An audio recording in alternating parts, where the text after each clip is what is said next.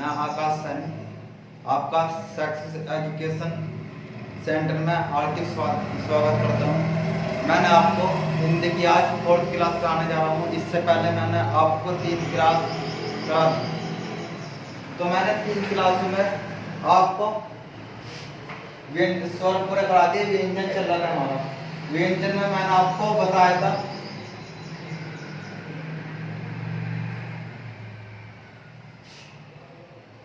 व्यंजन को 3 भागों में बांटा था।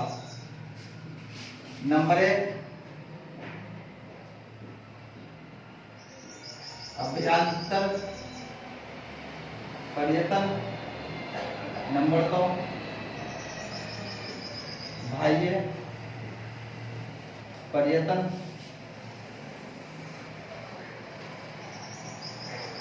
नंबर 3 उच्चारण।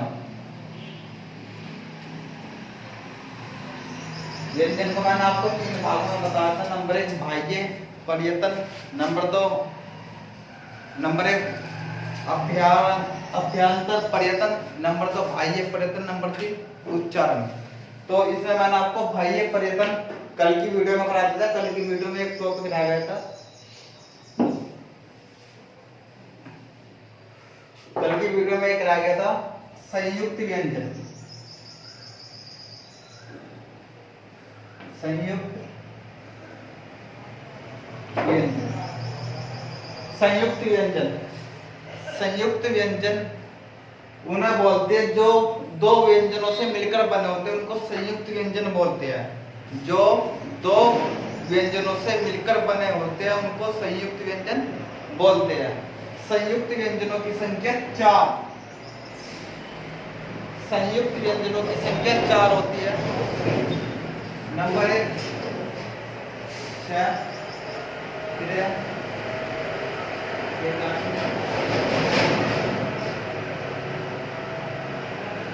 ये चारों संयुक्त व्यंजन होते हैं।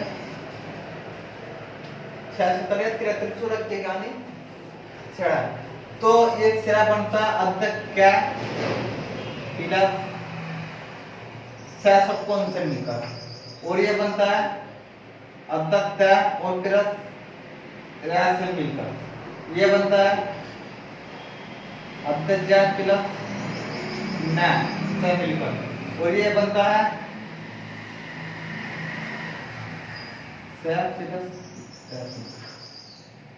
संयुक्त व्यंजनों की संख्या 4 होती है। संयुक्त व्यंजन ये है, और इनका ये किन 2 व्यंजनों से मिलकर बने होते हैं। और इससे आगे आप चलते हैं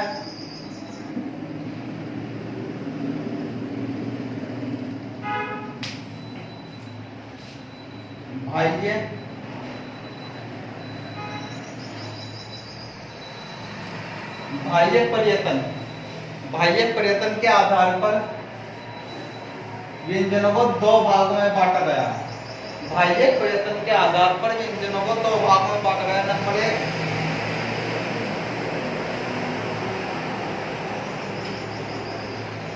वायु किरण के आधार पर, नंबर 1 वायु किरण के आधार पर, और नंबर 2 स्वर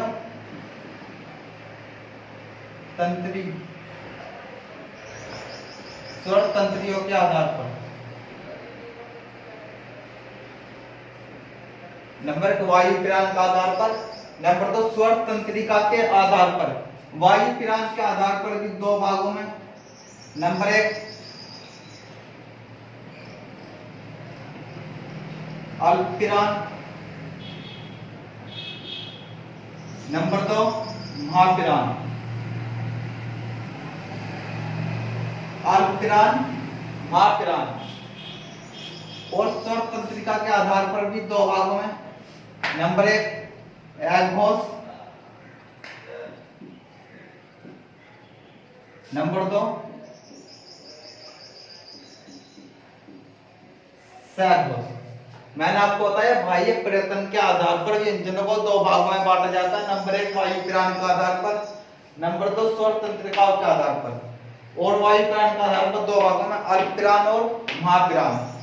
और स्वर के आधार पर एकघोष और सहघोष।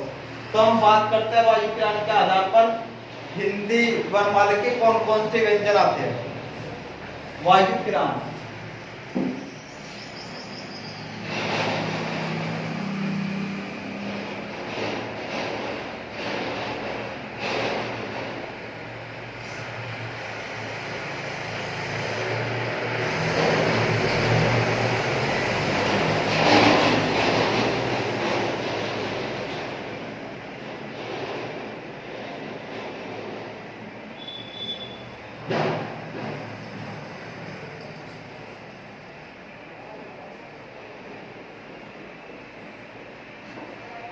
अल्पविराम और महाविराम।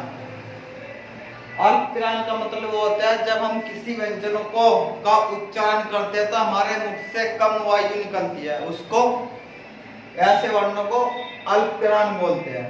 और अल्पविराम वे होते हैं जब हम किसी व्यंजन का उच्चारण करते हैं तो हमारे मुख से कम वायु निकलती है, उसको अल्पविराम बोलते हैं, यानी कम वायु।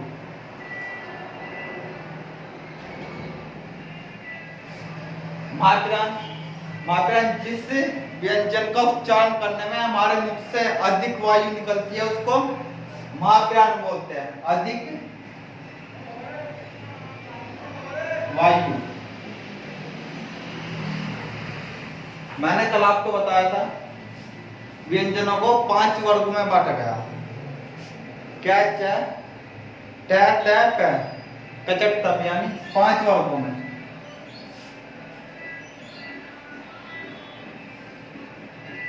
ये 5 वर्गों में बांटा गया। तो ऐसे ही पहला मैं आपको सारणी बना देता हूं। क्या?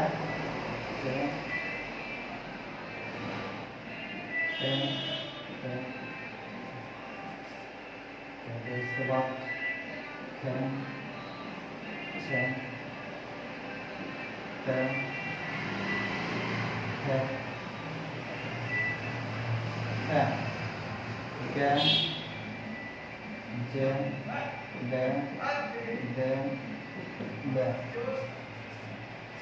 इसके बाद घ, ज, ग, घ और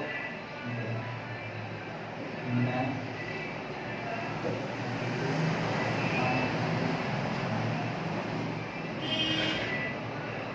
ये 5 वर्ग में बांटा गया है। तो इसको हम 1 मानते, इसको 2 मानते, इसको 3, 4, 5। हमने इनको काउंटिंग दी थी 1, 2, 3, 4, 5। तो बात करें अल्पविराम की, इनमें से कौन कौन से अल्पविराम आते हैं, यानी जिनको बोलने में कम हवा निकलती है, जिनको बोलने में कम हवा निकलती है। तो मैंने आपको काउंटिंग दी 1, 2, 3, 4, 5। तो इसमें आते 1, 3, 5, यानी ये पूरा, ये वाला पूरा और ये पूरा। ये वर्ण जो होते हैं अल्पविराम के अंतर्गत आते हैं, अल्पविराम के अंतर्गत। तो लिख लो कौन कौन सा आते हैं। क्या?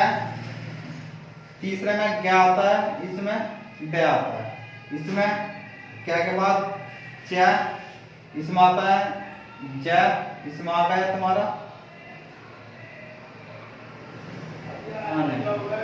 इसमें आता है फिर क्या, त के बाद ड, इसके बाद आने, इसके बाद आता है त के बाद ड और इसके बाद न, इसमें आता है फ के बाद ब के बाद न। इसको मिटा देता हूँ मैंने काउंट दे दी इसको 1 2 3 4 5, यानी इसका मतलब 1 3 5 जो भी 1 3 5 के वर्ग में आते हैं ये सारे अल्पविराम होते हैं। और इसमें आता है 2 और 4, यानी नंबर 2 के और नंबर 4 के, नंबर 2 में जैसे ख, और इसमें आ गया घ, और इसमें क्या के बाद 6, और इसमें आता है 6, इसमें आ गया ट के बाद थ, और इसमें आ गया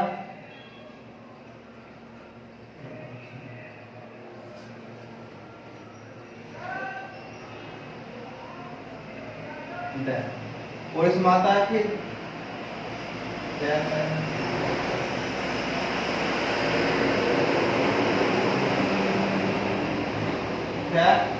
और इसमें आता है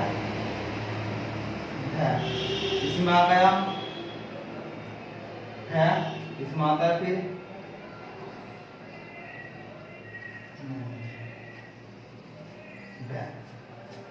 यानी अल्पविराम में 1 3 5, मध्यविराम में 2 4।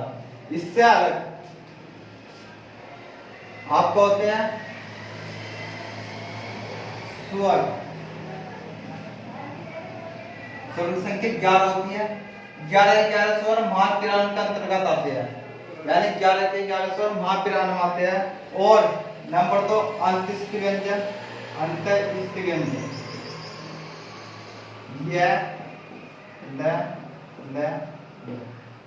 ये 4 हुई अल्पविराम के अंतर्गत आते हैं।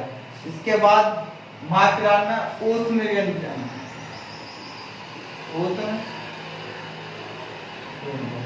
ऊष्म व्यंजन कौन से होते हैं? ये चारों मध्यविराम के अंतर्गत आते हैं। मैंने आपको बताया अल्पविराम में क्या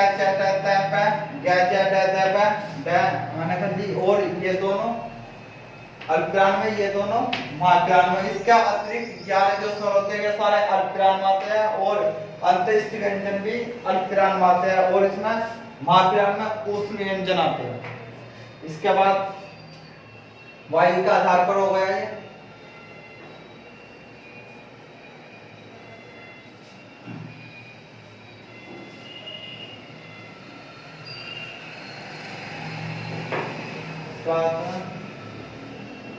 स्वर तंत्री यो क्या आधार पर?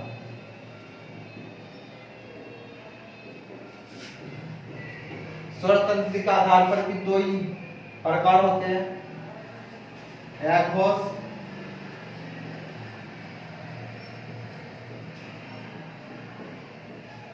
और सहघोष।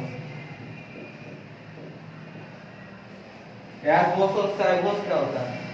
एक घोष वे होते हैं जब हम किसी वर्ण का उच्चारण करते हैं तो हमारी फेफड़ों की ग्रंथियों में कंपन उत्पन्न होता है। जिन वर्णों को बोलने में, उच्चारण करने में हमारी फेफड़ों से हवा निकलती है और ग्रंथियों में कंपन होता है, उसको सहघोष कहते हैं। और जिसमें कंपन नहीं होता उसको एकघोष कहते हैं। यानी जिन वर्णों को बोलने में कंपन नहीं होता उनको एकघोष, और जिनको में कंपन होता है उनको सहघोष कहते हैं। तो अब देखते हैं एकघोष के अंतर्गत कौन कौन सा आते हैं।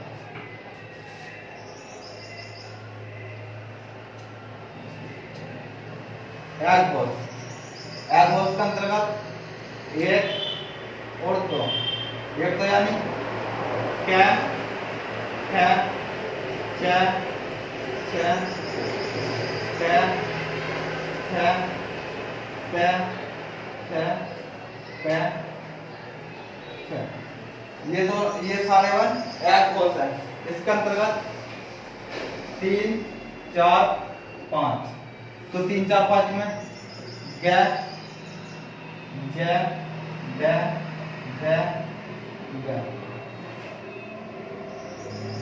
इसमें घ, ज, ड, ध। इसमें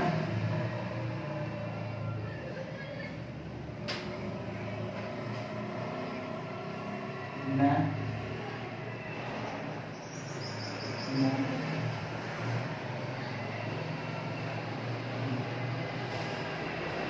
ये एकघोष में 1 2 वर्ग के जो होते हैं वे होते हैं। सहघोष में 3 4 5 वर्ग के होते हैं वे होते हैं एकघोष और सहघोष। इसके बाद इसमें जितने भी आपके ऊष्म व्यंजन, ऊष्म दिखाई दे रहा है यहाँ पर ऊपर चलते हैं। ऊष्म व्यंजन ये तीनों ही एकघोष होते हैं। और सहघोष के अंतर्गत क्या क्या आता है? और स्वर, सहघोष और अंत्येष्ट व्यंजन।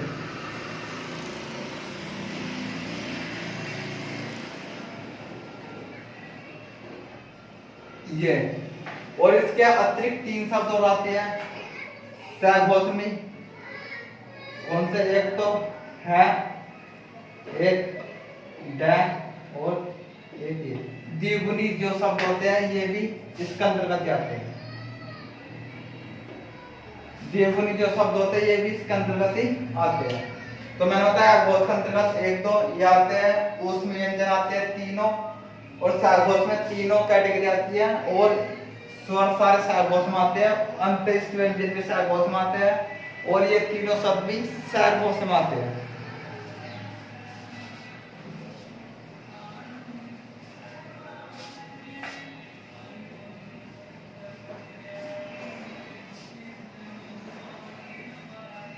इसके बाद उच्चारण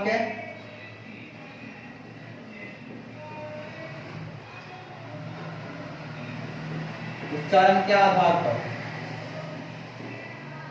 उच्चारण के आधार पर व्यंजनों को कितने भागों में बांटा गया? सबसे पहले कंठ, कंठ के बाद तालु में, तालु के बाद मूर्धा, मूर्धा के बाद दंत, दंत के बाद ओष्ठ, ओष्ठ के बाद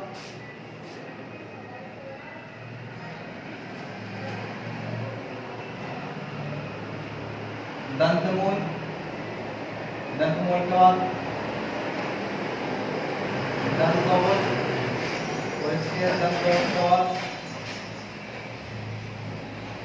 नासिक। व्यंजनों की बात करते हैं, व्यंजन ये बताएंगे कंठ, तालु, मूर्धा, दंत, ओष्ठ, दंतमूल और दंत, ओष्ठ, नासिक। कंठ वर्ग में कौन कौन से आते हैं? मैंने आपको बताया था 5 वर्गों में क्या, च, ट, ट। मैंने आपको बताया था पिछले में इसको क्या वर्ग कहते हैं, इसको च्या वर्ग कहते हैं, इसको ट वर्ग कहते हैं, इसको त वर्ग, और इसको फ वर्ग। खत्म हो गया।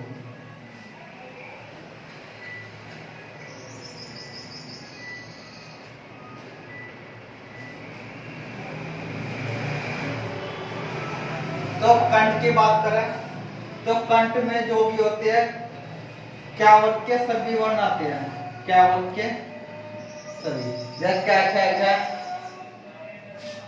ख ड, ये क्या वर्ग के सभी कंठ में आते हैं। तालुओं में च्या वर्ग के आते हैं, मूर्धन्य में सभी ट वर्ग के शब्द आते हैं, और इसके दंत में ट वर्ग के, ओष्ठ में ट वर्ग के। यानी इसका क्या वर्ग का मतलब सिंगल क्या मानना, क्या के सामने जितने क्या वर्ग आते हैं सभी वे कंठ होते हैं। जैसे क्या ख भी कंठ का हो गया, घ भी कंठ का हो गया, घ भी कंठ का हो गया, जैसे च भी तालु हो गया, छ भी तालु हो गया। यानी क्या वर्ग में जितने भी आते हैं सभी कंठ वर्ग होते हैं। इसके बाद दंतमूल, यानी जो सिर्फ दांतों का उपयोग होता है, जैसे न, ल, ल, स। ये चारों ही वर्ण आपके दंतमूल होते हैं। और दंत होष्ठ में व और स। जब तुम व का प्रयोग करते हैं इसमें दांत और होठ दोनों का प्रयोग होता है। ऐसे ही स में दांत भी मिलते हैं और होठ भी मिलते हैं। तो ये दंत ओष्ठ मात्रा नासिक में आपके, मैंने आपको पहले बताया था ड,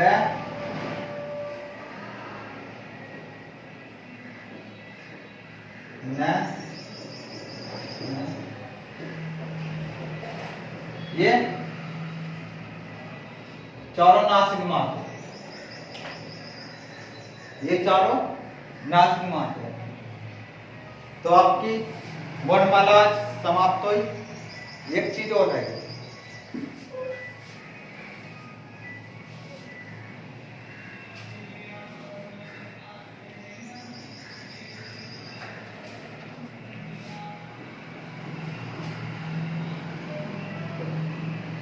वर्णमाला में वर्णों की संख्या कितनी है? टोटल कितनी होती है? 52 यानी 52। कैसे कैसे? 11 plus 2 plus 33 plus 2 plus 4, 11 2 33 2 4, total कितना? 11 2 13 13 3 40 40 2 48 48 4 52। तो 11 क्या होते हैं? 11 स्वर होते हैं, 2 योगवाक स्वर, 33 व्यंजन, 2 द्विगुण व्यंजन, 4 संयुक्त व्यंजन।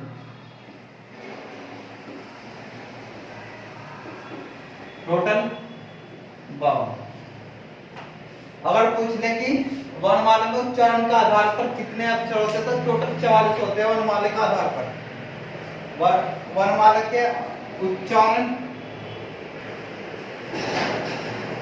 के आधार पर, उच्चारण के आधार पर अगर वैसे बात करें तो वैसे तो होते हैं 52 यानी 52। अगर वर्णमाला उच्चारण के आधार पर, तो उच्चारण का आधार पर होते हैं 11 प्लस 33। 11 तो हो गया आपके स्वर और 33 हो गए व्यंजन, टोटल 44। याद रखना, गलत मत करना। अगर उच्चारण के आधार पर पूछे तो 44, अगर वैसे वर्णमाला पूछे तो 52।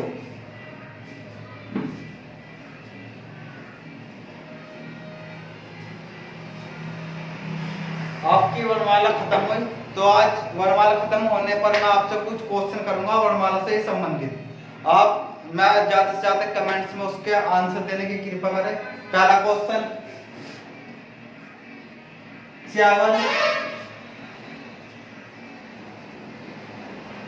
च्यवन की 6 विशेषता बताइए।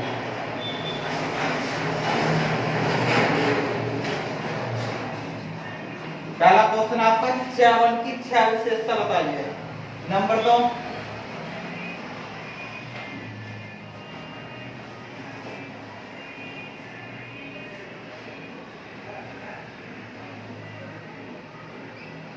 संयुक्त व्यंजन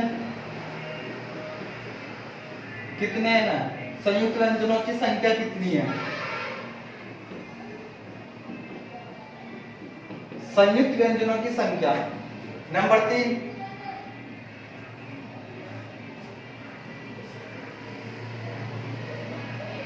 स्वर में किस स्वर का दीर्घ स्वर नहीं होता है?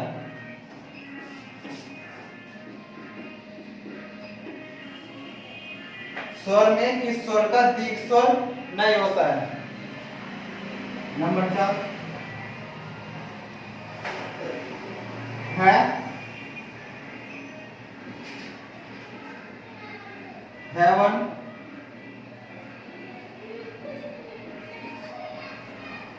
एक घोष है या सघोष?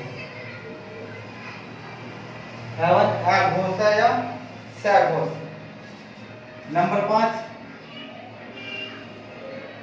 द्विगुण व्यंजन कितने होते हैं?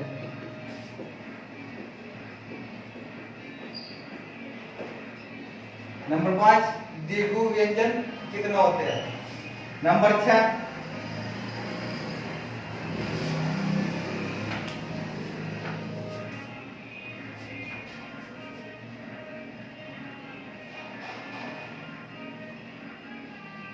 वायु पिरान के आधार पर व्यंजन को कितने भागों में बांटा गया?